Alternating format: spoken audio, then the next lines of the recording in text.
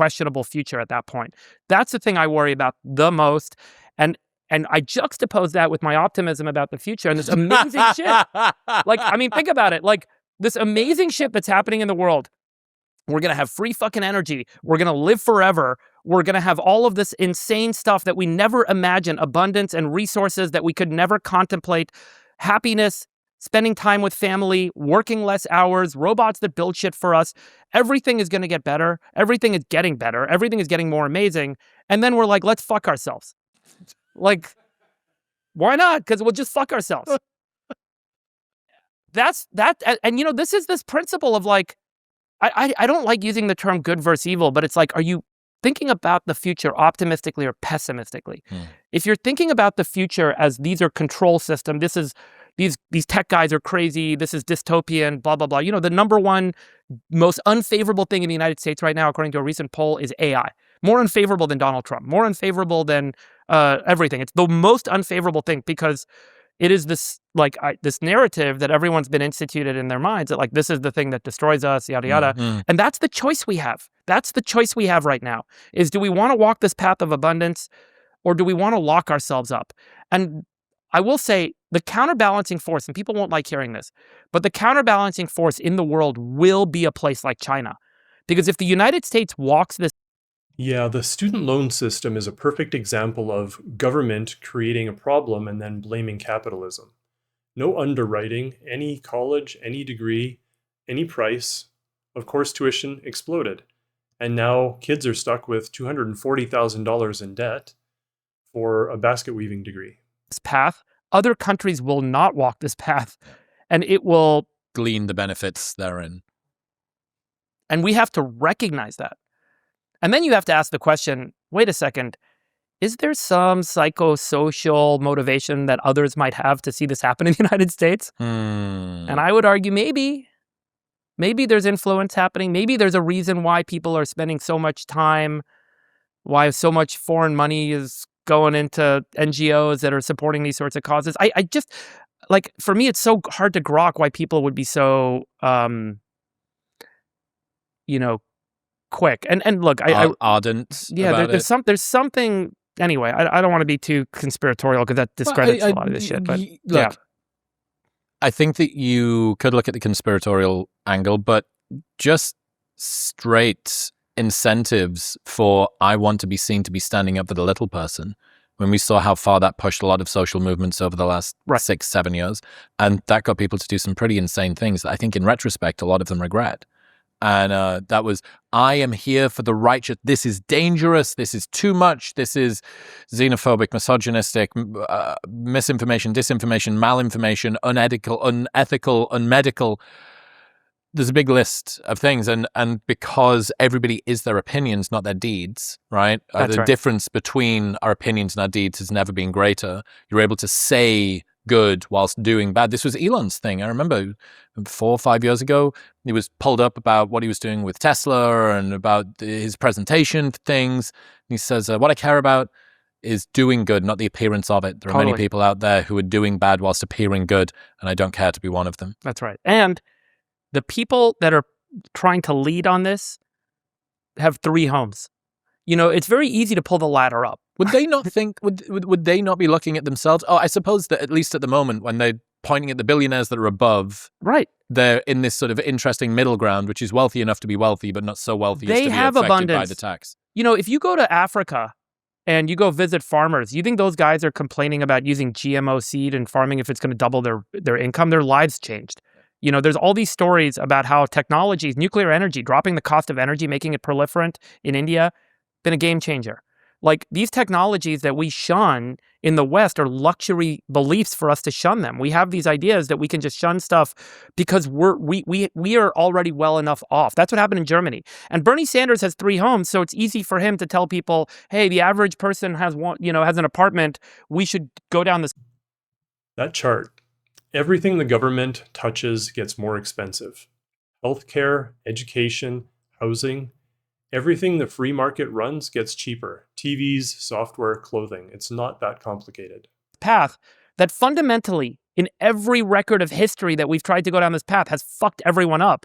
It is the worst idea that humans have ever come up with, and they keep trying to repeat it. You can only look at Argentina, which has like gotten out of the shit like yesterday, to see how bad of a problem this leads to. Socialism is the worst idea ever. Why did Mamdani get into New York then? People want more. They're not. People are left behind. Look. This is so important. I think to recap, we promised people that if they went to college, you would get a good career and you could buy a home, and that turned out to not be true. That was a lie. The way we promised it to them and the way we gave everyone access to college is through federal education grants, loans. The federal student loan program didn't have a market check. The federal government, as long as you were an accredited university, you could run Trump University, Phoenix University, UCLA, Harvard, MIT. It doesn't matter. It doesn't matter what the tuition is. $60,000, and it doesn't matter what the degree is. You could get a degree in basket weaving or a degree in computer science. The government, I have one in each. The government will loan you the iron money. ore. Right, iron ore. The background for this should be like a Minecraft thing. Yeah. But the government will loan you money to go to that college. And so the government basically fueled increases in tuition. Because why would all these colleges suddenly go from costing 10 grand a year to 60 grand a year? It's because they could just charge more and there was no one to say no. Because the government just funded the loans every year. And the students are like, I got a student loan, I'm good to go. Like, no one's doing the math on, like, can I afford to pay $240,000? Is it true that you can't default on it as well in the US? And you cannot default on it. And so that was the setup. That's how it got passed in Congress, where the government spends trillions of dollars underwriting student loans. So there's no underwriting process. Any college, any degree, any individual, any price. Those four things. You could be a bad student, I shouldn't underwrite your loan. You could get a shitty degree, I shouldn't underwrite your loan. You go to a shitty school, I'm not underwriting your loan. And if it costs a lot, I'm not underwriting your loan. That's what would normally happen, and that didn't happen. As a result, if you privatized it.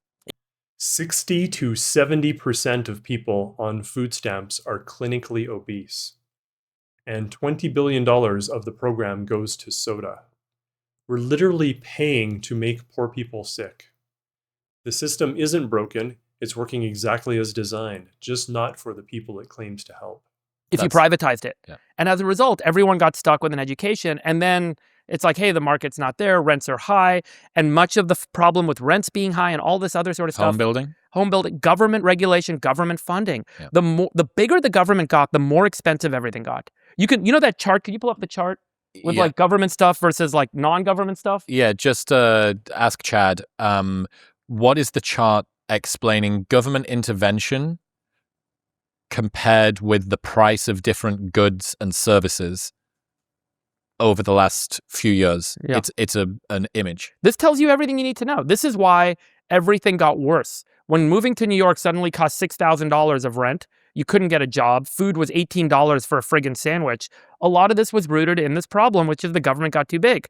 So the solution is, I need someone to fix that for me. And here's a guy who's coming along saying he's going to make everything free. The groceries are going to be free. So all the stuff on the red, everything above on the top section, these are things that the government fundamentally has a large role in paying for in the economy. So government dollars are flowing into the cost of things. So the people selling those things can basically charge more, and they know they can charge more because the government can just fund it.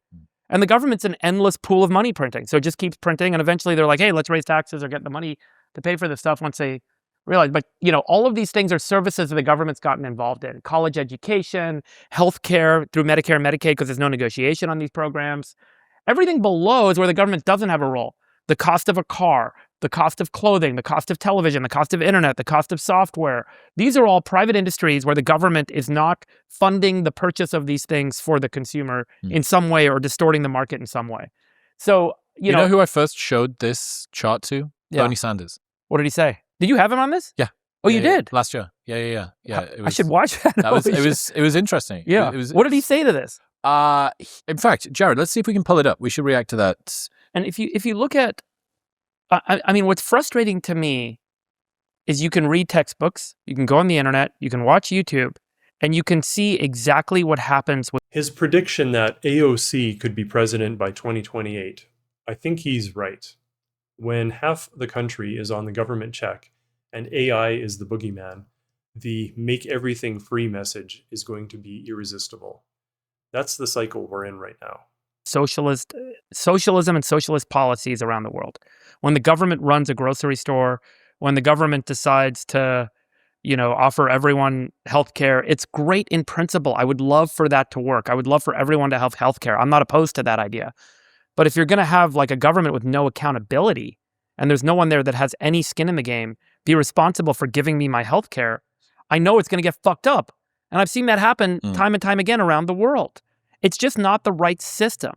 And I think that there's much for us to kind of learn from like why these things haven't worked around the world. And it's like what frustrates me is people are ignorant. They put their blinders on. They don't want to see it. And they just, I saw an interview with a guy during the protests in LA. And the guy went on camera and he's like, what are you here for? And he's like, I'm here for socialism. We need socialism in America. And the interviewer is like, but socialism's never worked anywhere else ever before. And he's like, well, that's bad socialism. That's socialism that doesn't work. Like, I want good socialism. I want socialism done the right way. And we're going to do it the right way in America. This is the story in every generation of socialist movements that have happened around the world. And they all start, by the way, where you have this kind of inept or explosive government system that drives people to say, I'm not getting what I want and everything's costing more. I need socialism.